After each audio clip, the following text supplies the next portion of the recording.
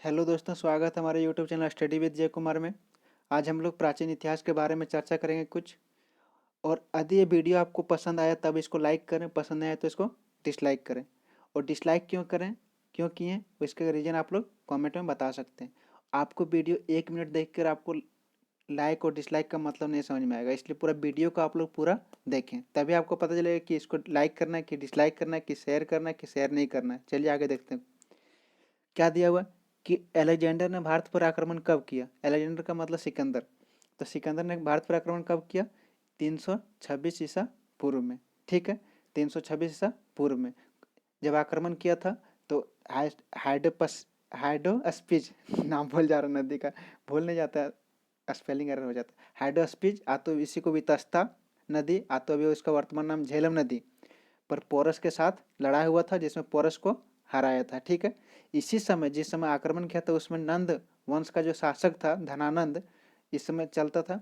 और जो सिकंदर, इसी को अलेक्जेंडर जिसको बोलते हैं, इसका जो मृत्यु बेबीलोन में हुआ था 323 ईसा पूर्व में। ठीक है, चलिए आगे देखते हैं। किस यूनानी इतिहासकार को इतिहास का जनक कहा जाता है? तो किसको कहा जाता है?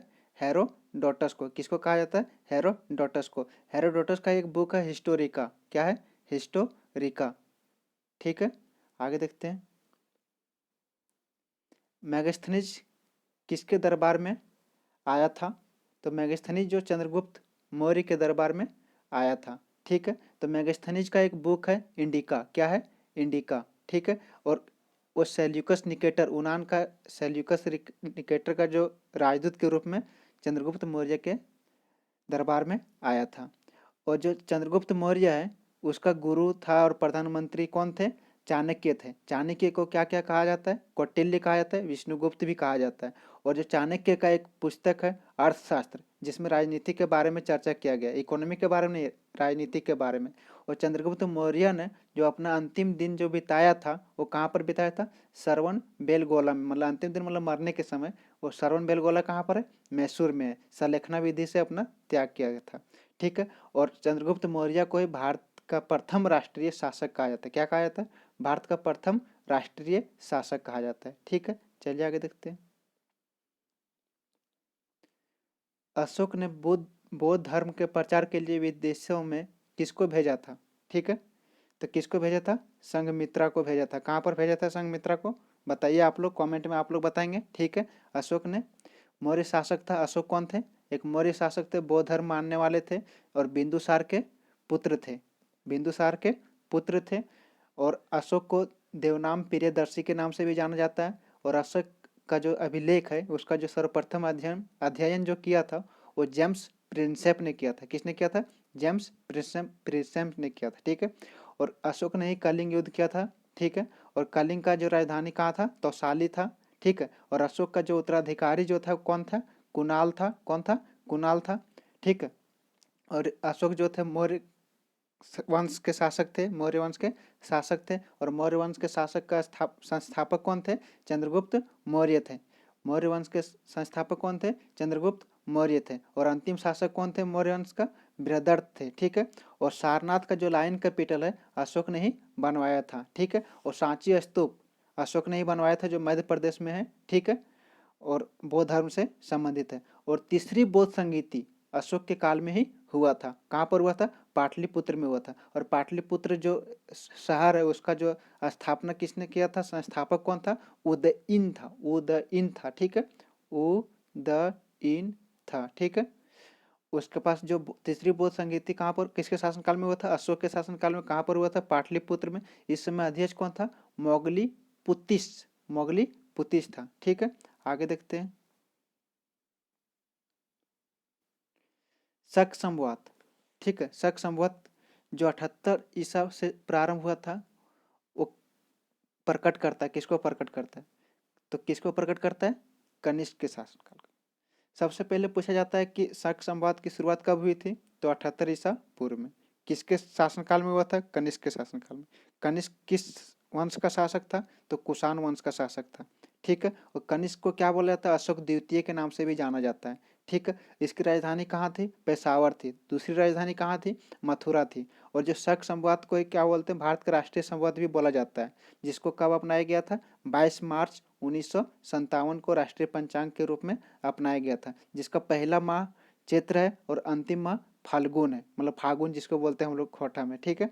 दरबारी चिकित्सक कनिष्क का जो दरबारी चिकित्सक कौन था? चरक था। कौन था? चरक था। चरक का ही एक पुस्तक है। कौन सा पुस्तक है? चरक संहिता।